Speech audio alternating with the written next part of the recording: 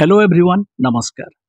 आज आम बनइबा भोज style most tasty and delicious mix veg recipe सी भी बिना पियाज रसुण रे जो माने प्योर वेजिटेरियन तांको पई ये रेसिपी पूरा स्पेशल रहइबो। तो चलंतु किछि खास और नुआ प्रोसेस रे बनइबा आज रो रेसिपी को। ए रेसिपी बनइबा पई आमे बहुत वेराइटीज रो पनिपरिया को व्यवहार करबा। परिवार एठी आलू सजना छुई कंचा कदली कखारू बीन्स गाजर बैगण पोटल फूलकोबी और ग्रीन कैप्सिकम को व्यवहार करबा। आपनक हिसाब रे या भितर किछि स्किप भी करि परिबे जोटा पसंद नथिबो आउ किछि अलगा भी ऐड करि परिबे जोटा पसंद आस्तबो आउ परिवार क्वांटिटी को भी कम बेसी आपनक हिसाब रे नै परिबे। या छोड़ा आउ किछि एक्स्ट्रा आइटम को भी नौछु फ्रोजन ग्रीन मटर पनीर बड़ी आउ कंचा चीना बादाम। बड़ी आउ बादाम को निहाती ऐड करिवे जो थे मिक्स वेज रो टेस्ट बहुत बढ़िया आसीबो। जेहेतु हमें भोजी स्टाइल रो मिक्स वेज बनइबा तो ये सबको वन बाय वन फ्राई करवा। प्रथमे छाणी नबा आमर बड़ी ये बहुत जल्दी रेडी हो जिवो। या को बाहर कर रखिया साइड रे। एबे बादाम को भाजिया पई पकेबा ये टिके गोल्डन कलर परे क्रिस्पी भी हो जिवो और या को छाणी रखिबा साइड रे। नेक्स्ट हमें छाणीबा पनीर। पनीर रे टिके कलर आसिया जाय या को छाणीबा तो एठी पनीर भी छाणी हो गला या को भी बाहर करनबा। एबे हमें परिवार सब को छाणीबा। गैस रो फ्लेम से हाई ही रखिबे।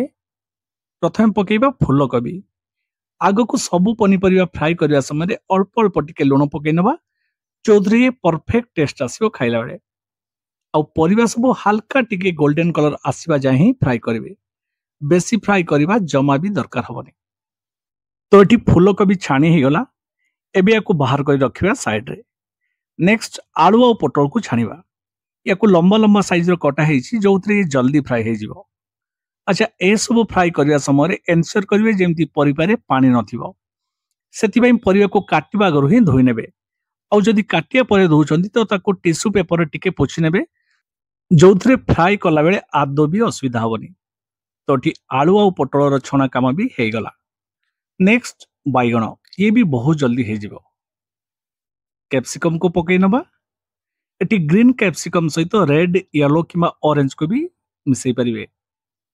एबे गाजर बीन्स कंचा कदली आउ सजना छुई सब को एका थरके फ्राई करवा। या परे आउ बाकी रहिबो कखारू। एठी हमें आउ गोटे एक्स्ट्रा वेराइटी रो परिवा को भी फ्राई करवा। से होची माटी आलू। ताको आगुरु काटी रखले कला पड़ी जिवो तो एबे फ्रेश काटी संगे संगे फ्राई करवा। एठी सब भाजी ही सारछि याको काढी नबा। एबे पकेइबा कखारू याको भी काढी साइड रे रखिबा। फ्रेश माटी आलू को भी काटी रेडी हो सारी तो ताको फाइनली फ्राई करवा। एबे जीवा नेक्स्ट स्टेप को। गोटे स्पेशल पेस्ट बनइबा। जीरा गोलमरिच जायफल अलैच तेजपत्र सुखिला लंका मिठा काठ आउ लवंग ये सब को नबा ग्राइंडर जार रे। आउ टिके दरदरा ग्राइंडिंग हैला परे एथरे मिसेइबा काजू चारमगज आउ अदा। ए सब रो क्वांटिटी डिस्क्रिप्शन बॉक्स रे पाई जिवे। टमाटो को भूली जाइथिलु तो ताको भी साथरे मिसी ग्राइंडर करनबा। डन स्पेशल पेस्ट एठी रेडी। जो हमें पनीपरिया छाणी थिलु सेथु जो एक्स्ट्रा तेल थिला एठी ताको कढ़े रे नै जिबा। प्रथम पकेबा 2-3टा तेजपत्र गोटे चमच जीरा गोटे चमच कसूरी मेथी। यार फ्लेवर एथरे बहुत बढ़िया आसीबो। गैस रो फ्लेम एठी स्लो अछि आ याको किछि सेकंड पई भाजी नबा। एबे थे जो पेस्ट को रेडी करथिले ताको एठी ऐड करबा। आ या सहित 3 रु 4 चमच पानी भी ऐड कर दबा जा द्वारा मसलाटा भलो भाबरे कसी होबा आ तळु लागिबोनी। मसला को 2-3 मिनिट गोळी साला परे एथरे देई दबा आधा चमच हळदी गुंड आ कलर पई गोटे चमच काश्मीरी रेड चिली पाउडर। ये एक्स्ट्रा राग जमा भी होबनी काहेकि ना राग पई हमें ऑलरेडी सुखिला लंका को आगरु व्यवहार करछु। ये सब को गोळी नबा आ गैस रो फ्लेम को लो टू मीडियम रे रखिकी या को कवर करी 8 रु 10 मिनिट पई कसी नबा। मझिरे मझिरे कवर काडी मिक्स करथिबे। 8 रु 10 मिनिट हे सारिछि आ मसलाटी बहुत बढ़िया कसी जाछि। मसला कसाटा जेते भलो हबो तरकारी रो टेस्ट सेते भलो आसीबो।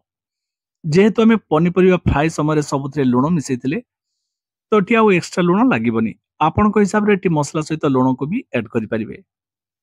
मसला रे देखंतु तेल छाडी हे आसिलानी आउ कढ़े रे भी मसला छाड़ी हे आसलानी ता माने मसला हमर परफेक्ट कसी सारिछि आधा चामच धनिया पाउडर को एटी मिसेबा एबे हम एथि देइ दबा फ्रोजन ग्रीन मटर एबे हम देइ दबा फ्राई कर रखितबा सबु परिवा मसला सहित परिवा को थरे भलो भाबरे गोळी नबा तापरे हमर बाकी सब जिंसठी पकै नबा जेमति कि पनीर बड़ी चिना बादाम आउ थरे सब को मिक्स कर नबा आउ एथरे गोटा एक पानी मिक्स करिवा जेहेतु आम मिक्स वेज बनाऊे एथरे बेसी पानी मिसेवा जमा भी दरकार नहीं ये खाइबा पई टिके सुखिला रहइबो सिझेई रखिथिबा काबुली चना और मटर भी थिला तो ताकू भी साथरे मिसे नवा गैस रो फ्लेम को लो टू मीडियम रे रखिबा आउ 6 रु 7 मिनिट पई याकू सिझिया पई छाडी दबा परिवा ऑलरेडी फ्राई हेतिला तो ये जल्दी सिझी जिवो कवर करी छाडी दबा और मझिरे मझिरे टिके चेक करनबा